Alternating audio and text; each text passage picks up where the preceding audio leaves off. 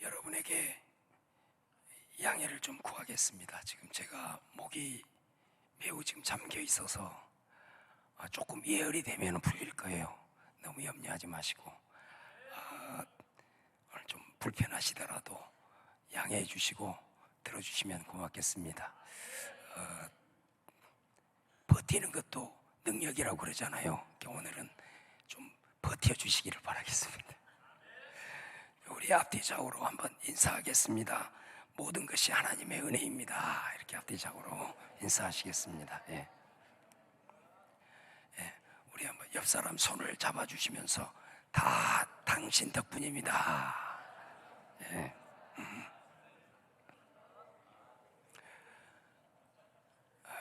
2023년 마지막 주일입니다. 이제 한 해가 저물고 있습니다. 항상 연말이 되면은 떠오르는 말이 있습니다. 그게 뭐냐면 삼다 인생이라는 것입니다. 여기서 삼다는 세 가지가 많다 그런 뜻이 아니고 먹다, 살다, 죽었다 그 삼다입니다. 먹다 살다를 반복하다가 인생의 종착역에 이르러서 거기에다 죽었다 이것만 추가하는 그런 인생, 그게 삼다 인생입니다. 근데 반대로 또 연말이 되면 자주 사용하는 사자성어가 있습니다. 그게 온고지신이라는 건데요, 옛 것을 익히고 그것을 미루어 새 것을 안다 그런 뜻입니다. 한 해를 마무리하면서 올 한 해가 어떤 의미가 있었는지 돌아보라는 것이죠. 그래야 다가올 새해에 우리가 희망을 품게 된다라는 의미입니다. 여러분, 이 온고라는 말은 다른 말로 표현을 해보면 이게 기억하라 그런 의미이기도 합니다. 여러분이 오래 살아오시면서 좋은 기억들, 또 좋은 느낌, 좋은 습관 이런 거는 그냥 지나치지 말고 잘 기억하고 저장하라는 것이고요. 또 혹은 내 실수, 또 일을 하면서 부족했던 거, 사람과의 관계 속에서 연약했던 거, 또 잘못된 습관으로 인해서 내가 경험하게 되었던 그런 결과들, 이런 것들을 잊어버리지 말고 꼼꼼하게 잘 기억하라는 거예요. 그래야 우리가 실수를 반복하지 않고 희망찬 새해를 맞이할 수 있다 그런 의미겠죠. 여러분, 우리 홀로코스트 여러분 잘 아시잖아요. 2차 세계대전 때 히틀러가 600만 명의 그 유태인들을 학살을 했는데 그 홀로코스트를 기념하는 독일의 아우슈비츠 수용소 그 입구에 이런 말이 기록이 되었다고 그러지 않습니까? 역사를 망각하는 자는 그 역사를 다시 살게 될 것이다 라는 유명한 문구입니다. 과거를 잊지 말고 기억하고 성찰을 해야만이 우리에게 새로운 미래가 항상 펼쳐지는 것입니다. 그렇지 않으면 해가 바뀌어도 여전히 우리는 과거의 굴레를 벗어날 수가 없기 때문에 그렇습니다. 여러분, 오늘 우리가 봉독한 말씀이 신명기입니다. 이스라엘 백성이 애굽에서 노예 생활을 하다가 하나님께서 모세를 통해서 그들을 구원해 내셨습니다. 출애굽을 시키셨어요. 그리고 그들을 데리고 광야 한복판에 있는 시내산으로 인도했습니다. 그 시내산에서 하나님과 이스라엘 사이에 언약을 맺습니다. 이스라엘은 이제 언약 백성이 된 겁니다. 그 언약을 맺고 하나님께서는 그들 조상인 아브라함에게 약속하셨던 그 가나안 땅으로 이제 그들을 이제 보냅니다. 그런데 이스라엘 백성들이 가나안 땅 들어가기까지 40년이 걸립니다. 40년. 40년이 걸렸다는 것은 거의 그들은 방황의 연속이었다 이렇게 볼 수가 있겠죠. 40년이 지나면서 세대 교체가 이루어집니다. 그래서 출애굽을 할 때 20세 이상은 두 사람만 빼고는 다 광야에서 죽습니다. 그러니까 그 기간 동안에 새로운 세대들이 일어나서 이제 이들이 가나안 땅을 들어가기 직전에 서 있습니다. 모압 광야라는 곳에서 이제 이 요단 강만 건너면 가나안 땅으로 들어가는 거예요. 하나님께서는 이런 새 세대,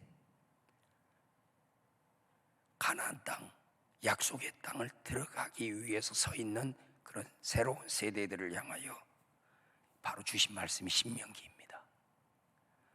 이거는 마치 우리가 올 한 해를 마감하고 이제 새해를 설레는 마음으로 기다리고 있을 것인데, 그런 저와 여러분에게도 꼭 우리가 상고하고 들어야 될 말씀이 바로 신명기, 오늘 특별히 우리가 봉독한 말씀이 아닌가 싶습니다. 신명기 8장 1절, 오늘 우리가 봉독한 말씀을 저와 여러분이 같이 한번 합독하겠습니다. 시작. 내가 오늘 명하는 모든 명령을 너희는 지켜 행하라. 그리하면 너희가 살고 번성하고 여호와께서 너희의 조상들에게 맹세하신 땅에 들어가서 그것을 차지하리라. 아멘. 오늘 이 말씀은 이제 결론입니다. 결론, 1절의 결론이 이미 나와 있습니다. 여기서 너희가 누구냐? 너희, 이스라엘이죠. 하나님과 언약을 맺은 이스라엘입니다. 그들에게 하나님께서는 언약 백성은 어떻게 살아야 되냐면, 내가 너에게 명한 이 명령, 이 말씀, 이것 붙들고 살아야 한다라고 이제 말씀을 하시는 거거든요. 그리하면 너희가 산다 그러면, 여러분, 저는 이 말씀이 아주 매우 의미심장하게 들렸어요. 하나님의 말씀을 언약 백성은 따라서 지키면서 살아야 된다. 그리하면 너희가 산다. 그러면 이 산다는 게 무슨 의미일까요? 서두에서 말했던 것처럼 먹고 살다가 죽었다, 그런 삶일까요? 그건 아닐 겁니다. 여기에서 산다는 것은 한 번뿐인 인생 속에서 정말 인간답게 사는 것을 의미하겠죠. 정말로 내가 시간을 낭비하지 아니하고 보람되게, 그리고 가치 있는 인생을 산다는 그런 의미가 아니겠습니까? 그 길이 뭐냐? 바로 하나님께서 우리에게 주신 말씀을, 그 명령을 지켜 행하는 것이 너희가 이 땅 가운데서 사는 길이다 라고 우리 하나님께서는 말씀을 하고 계시는 겁니다. 그 다음에 우리 하나님은 조상들에게 약속한 땅을 너희들이 차지할 것이다, 이렇게 말씀해요. 하나님께서 왜 그들에게 이 말씀을 지키라고 했는가?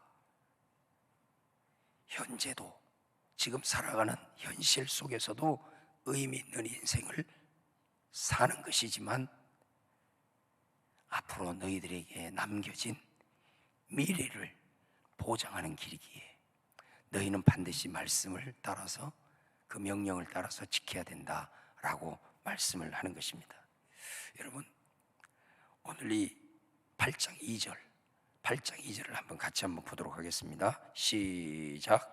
내 하나님 여호와께서 이 40년 동안에 내게 광야 길을 걷게 하신 것을 기억해라. 이는 너를 낮추시며 너를 시험하사 내 마음이 어떠한지 그 명령을 지키는지 지키지 않는지 알려 하심이라. 너는 꼭 기억해라. 다시 말하면 하나님을 명령을 지키는 것이 네 현재와 미래를 보장하는 삶이다. 그런데 여러분, 그때 당시도 그렇고 오늘 이 자리에서 이 말씀을 듣는 저와 여러분 가운데 과연 이 말씀이 우리 마음속에 꼭 와 닿느냐? 그게 쉬운 문제는 아닙니다. 그러면 이 하나님의 말씀, 이 말씀이 정말로 우리들의 마음속에 와 닿기 위해서는 어떻게 해야 되느냐? 너의 과거를 돌아봐야 된다. 네 과거를 돌아봐야 오늘 내가 너한테 이 한 말이 네 가슴 속에 울려질 것이다 라는 말씀이거든요. 그럼 우리 하나님은 네 현재 삶에서도 의미가 있고, 네 미래에도 보장이 되는 그 길, 하나님의 명령을 지키는 것이다. 그것을 정말로 네 마음속에 와닿아 그 길을 걸어가기 위해서는 네가 반드시 기억해야 될 것이 있는데, 그 기억해야 될 것이 뭐냐면 네가 지금까지 살아온 삶을 돌이켜보면서 그 광야 길을 걷게 하시는 분이 누구냐, 이것을 기억하라는 것입니다. 여러분, 사실 광야 길은 내가 걷는 것입니다. 이 말을 오늘 우리에게 적용을 해보면 내게 주어진 인생은 어느 누구도 대신 살아주지 않습니다. 나를 아무리 사랑하고 나를 아끼는 사람이라 할지라도 내 인생은 그 누가 대신 살아주는 게 아니에요. 내가 걸어가는 것입니다. 내가 그 인생을 사는 것이기에 그 인생에 대한 책임도 내가 지는 거거든요. 그런데 오늘 말씀은 내가 광야길을 걸어가는데, 내가 인생길을 걸어가는데 광야의 길을 걷게 하시는 분이 있다는 거예요. 내가 걷는데 걷게 하시는 분이 있다는 거예요. 그분이 누구냐? 하나님이시라고 말씀해요. 그것을 기억해라, 이 말씀을 하는 겁니다. 여러분, 광야는 길이 없습니다. 그냥 어느 순간 길이 생기고, 길이 생겼다 하더라도 어느 순간 길이 없어지는 곳이 광야입니다. 그러니까 사막이나 광야를 갈 때는 지도가 필요가 없습니다. 길이 있었다가도 그냥 금방 없어지기 때문에. 그래서 광야를 걸어가는 사람은 나침판이 필요하지 지도가 필요하지 않습니다. 여러분, 우리 인생을 걸어가시는 우리 어르신들 가운데 경륜이 쌓인 그런 어르신들이 가끔 그런 표현을 하잖아요. 참, 내 인생 내 마음대로 되지 않는다, 내 뜻대로 되지 않는다. 여러분, 이런 말은 그냥 나오는 말이 아니거든요. 연륜에서만 나올 수 있는 말이에요. 여러분, 우리 인생도 내가 오른쪽으로 가고 싶다고 해서 내 마음대로 갈 수 있는 것이 아니고, 내가 달려가고 싶다고 해서 달려갈 수 있는 것이 아니고, 내가 잠시 쉬고 싶다고 해서 또 쉴 수 있는 것이 아닙니다. 그것이 우리의 인생의 여정입니다. 내가 정해놓은 뜻대로, 내가 목표한 대로 그것들이 잘 이루어지면 얼마나 좋겠습니까? 그러나 인생은 광야의 여정처럼 정해진 길도 없고 내 뜻대로 되지 않는다라는 거예요. 그래서 우리 농담으로 우리 부모님들의 최대 관심사가 자녀들이잖아요. 자녀들. 특별히 자녀 교육에 참 열정을 쏟는데, 아이들이 태어나면은 그래서 부모님들이 먹이는 우유가 있어요. 제가 지금부터 말씀하는 우유는 지금 마트에 다 나와 있는 것들입니다. 부모님들이 자식이 태어나면은 무슨 우유를 먹이느냐면 아인슈타인 우유를 먹여요. 그 의미를 아시겠죠? 우리 아이는 천재가 될 것이다. 근데 3살, 4살이 되면 우유가 바뀝니다. 서울 우유로 바뀌는 겁니다. 그러다가 초등학교에 들어가면 우유가 한 번 더 바뀝니다. 연세 우유로 바뀝니다. 그러다가 중학교 들어가면은 건국 우유로 바뀝니다. 건국 우유. 그러다가 고3이 되면은 우유가 마지막으로 바뀌는데 지방 우유로 바뀌네요. 제가 이제 웃으라고 하는 얘기인데 여러분 표정을 보니까 목사님 목소리도 안 나오는데 참 우리를 웃기시려고 별짓 다 하십니다. 뭐 이런 표정인 것 같은데, 내 인생도 내 마음대로 되지 않는데 어떻게 자녀 인생까지 내 마음대로 조정할 수 있겠어요? 힘든 것이죠. 만사가 그렇습니다. 그게 오늘 성경이 얘기하는 겁니다. 인생길은 내가 걷는 겁니다. 그런데 오늘 성경은 그 인생길을, 광야길을 걷게 하시는 분이 있다. 그분이 우리 하나님이시다. 근데 그 하나님의 어떤 분이냐? 이사야 43장 19절에 보라, 내가 새 일을 행하리니 이제 나타낼 것이라 너희가 그것을 알지 못하겠느냐. 내가 광야의 길을, 사막에 강을 내리라. 광야 길을 걷게 하시는 하나님이 바로 이런 분이라는 것이죠. 이 말은 하나님이 길을 열어주셔야 열린다는 말씀입니다. 그것에 대한 신앙 고백이거든요. 아무리 내가 오른쪽으로 가려고 해도 하나님이 막아버리면 못 가는 것입니다. 이것을 기억하라는 것입니다. 하나님을 믿지 않는 사람은 이 말을 절대 인정하지 못할 겁니다. 그러나 하나님을 믿는 저와 여러분은 이 진리를 목숨처럼 붙들어야 합니다. 그래야 우리가 앞으로 지을 집은 예수님 말씀처럼 모래 위에 짓는 집이 아니라 반석 위에 짓는 집이 될 줄로 믿습니다. 광야 길을 걷게 하시는 분이 하나님이신, 그분 앞에 두 손 들고 그래야 우리가 살 수 있는 겁니다. 광야의 길을 내시고 사막에 강을 내시는 그 하나님을 인정하시기 바랍니다. 그래야 우리가 넉넉히 광야의 길을 통과할 수가 있는 것이기 때문에 그렇습니다. 그럼 우리 하나님께서는 우리를 광야의 길을 걷게 하시는데 왜 광야의 길을 걷게 하시는가? 2절 말씀을 다시 보시면, 내 하나님 여호와께서 이 40년 동안에 내게 광야의 길을 걷게 하신 것을 기억하라. 왜냐하면 너를 낮추시고 너를 시험하사 네 마음이 어떠한지 그 명령을 지키는지 지키지 않은지를 알려 하심이라. 이렇게 말해. 왜 광야 길을 걷게 하시냐? 우리를 낮추시고 시험, 테스트하기 위함이다, 이렇게 말씀하거든요. 여러분, 사람이 언제 낮추어지냐면요, 내 스스로가 자기를 낮출 수 있다면 그 사람은 예수님을 많이 닮은 사람입니다. 하나님이 가장 기뻐하는 사람은 자기 스스로를 낮출 줄 아는 사람이거든요. 근데 사람의 본성은 그렇게 낮추기가 쉽지가 않습니다. 뭔가 성취하고 어떤 자리에 오르고 그렇게 되면 어느 순간에 그냥 내가 높아져 있는 거예요. 더 나아가서는 그냥 하나님 자리에 내가 어느 순간에 올라가 있는 거예요.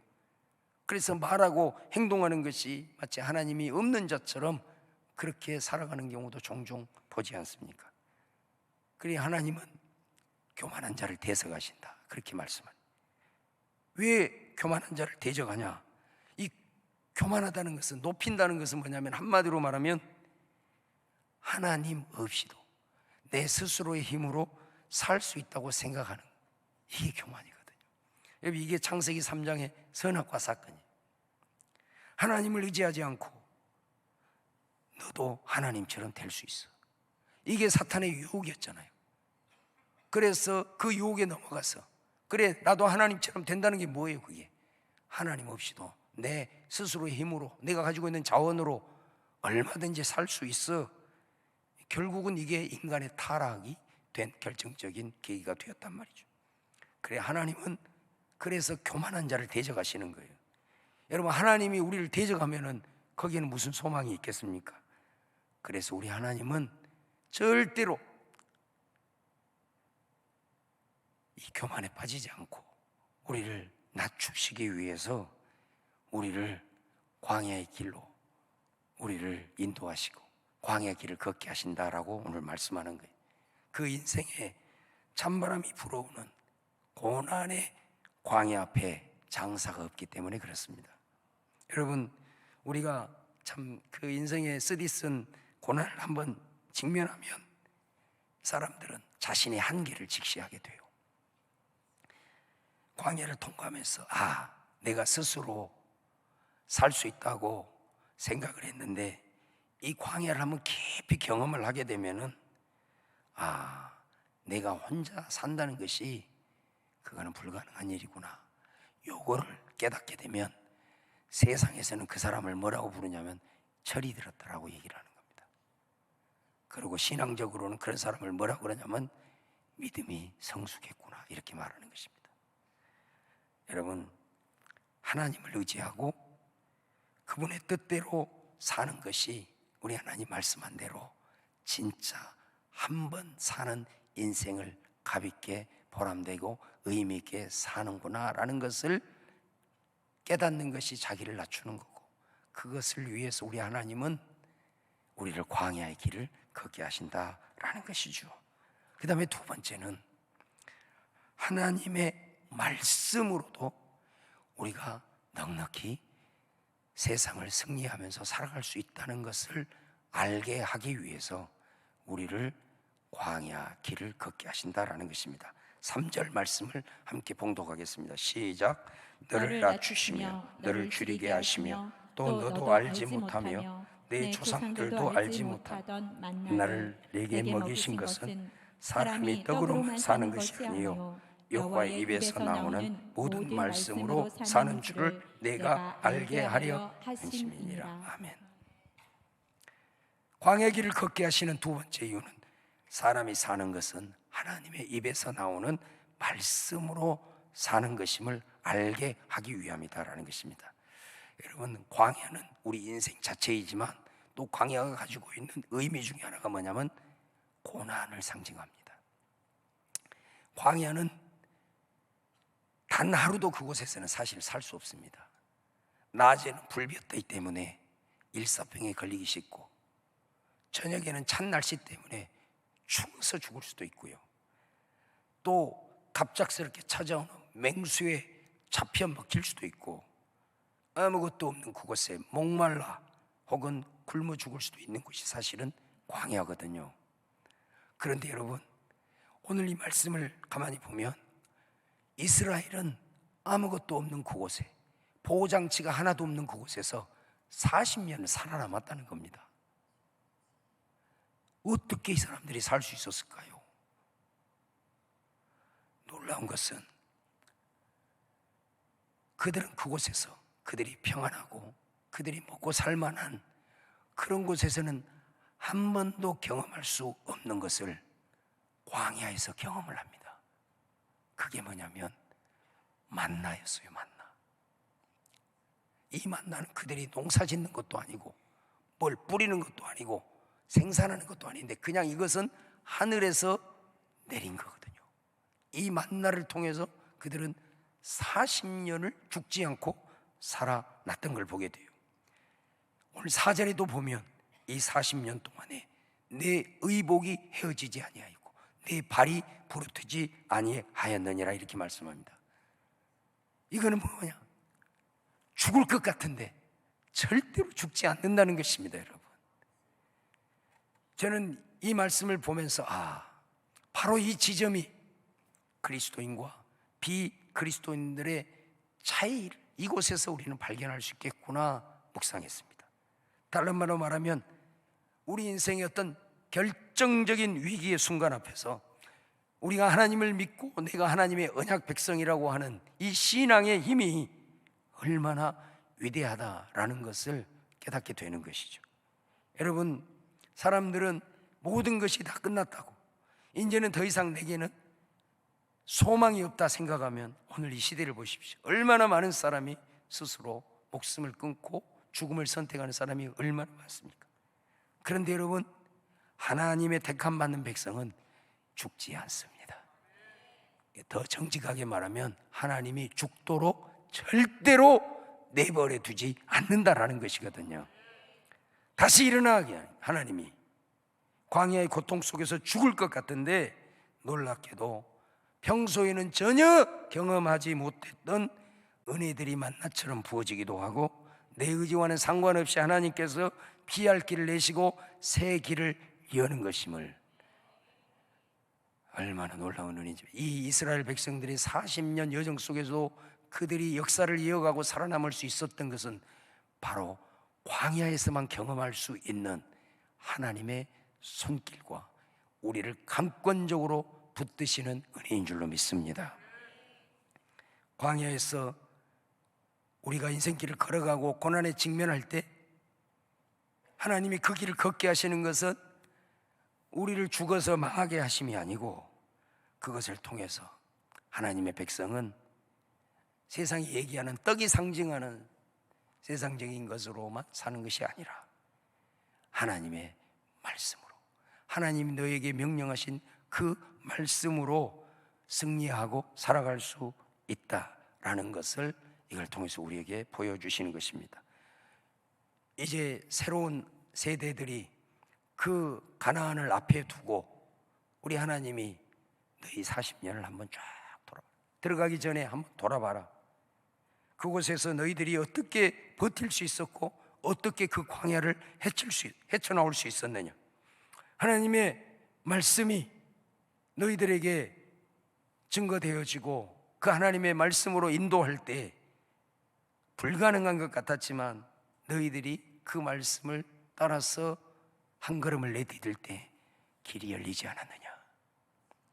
그런데 네 방식대로, 세상의 방식대로 고집하면서 그 길을 걸어갔을 때 너희들이 40년의 역사 속에서 이미 경험하고 보지 않았느냐.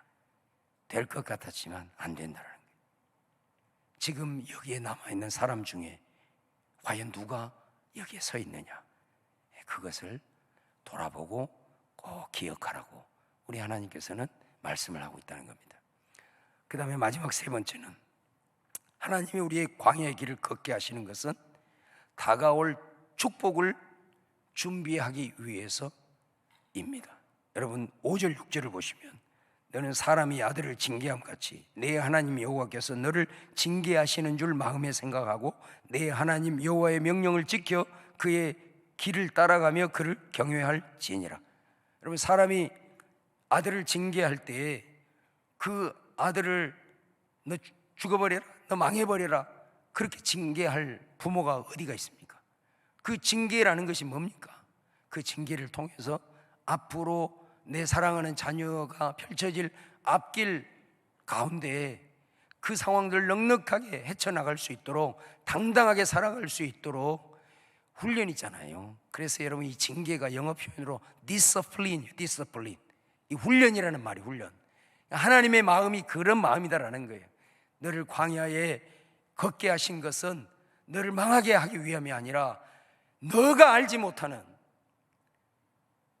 나만이 아는, 왜? 하나님은 우리의 앞길을 다 보고 계시는 여호와 일의 하나님이시기 때문에 네가 보지 못하지만은 내가 너의 길들을 다 보고 있다는 거예요.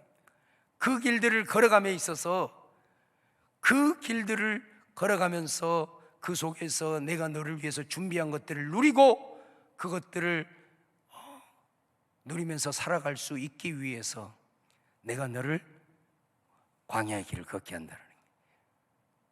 그 현실을 직면하고 그 현실 속에서도 하나님 주신 은혜를 누리고 어려운 곳에서도 넉넉히 이길 수 있도록 내가 너를 단련하고 연단하기 위해서 너를 광야의 길을 걷게 한다라는 말씀이 오늘 말씀인 거죠.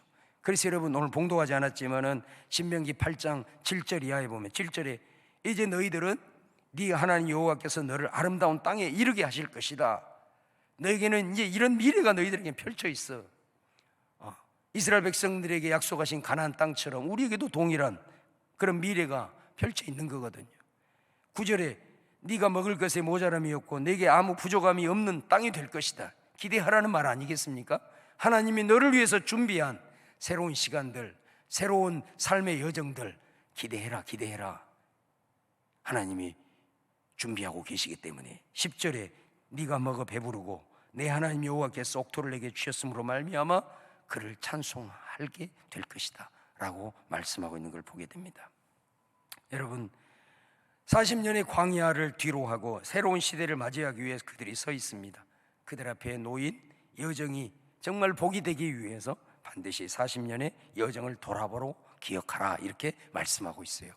여러분, 대나무가 이렇게 자라서 새 잎이 자라기 위해서는 반드시 매듭을 짓습니다. 매듭을 지어야 계속해서 자랄 수가 있는 거잖아요. 우리도 한 해를 마감하고 새로운 해로 넘어가게 될 때에 지혜로운 사람은 항상 매듭을 잘 짓습니다. 영적인 매듭도 잘 지어야 되겠죠. 그래야 우리들에게 펼쳐진 이 새해가 복된 새해가 될 줄로 믿습니다. 광야의 길을 걷게 하신 인생의 주인을, 여러분, 우리 하나님을 인정하는 여러분 되기를 바랍니다. 그분이 광야의 길을 걷게 하신 것은 스스로의 힘이 아니라 하나님을 의지하고 하나님의 말씀으로 살아갈 수 있다는 것을 체험하게 하고 경험하게 하고 그것을 깨닫게 하기 위함임도 여러분 올 한 해를 돌아보고 새해를 맞이하면서 꼭 기억할 수 있기를 바랍니다. 광야의 길을 걷게 하심으로 우리에게 펼쳐질 미래를 우리 하나님 준비하고 계신다는 사실을 여러분들 꼭 기억할 수 있기를 주님의 이름으로 축원을 드립니다. 그럴 때 우리에게 새해는 복된 해가 될 줄로 믿습니다. 그래서 광야에 이것을 축복이라고 하는 거죠. 그냥 돌아보지 않고 매듭 짓고 그냥 대충 지나치는 자에게는 새해가 되어도 다시 광야의 방황이 반복이 되겠지만은, 돌아보고 기억하고 매듭을 지을 수 있는 자라고 한다면 비록 내가 지금 걸어온 삶의 여정이 광야였지만 바로 그것이 축복이 될 수 있다라는 것입니다. 새해에는 우리 성도님들 오늘 신명기 8장의 말씀을 잘 상고하면서 영적인 매듭을 잘 지어서 새해에는 하나님을 더 많이 찬송하는 그런 은혜의 역사가 여러분 가운데 넘치시기를 주님의 이름으로 축원을 드립니다.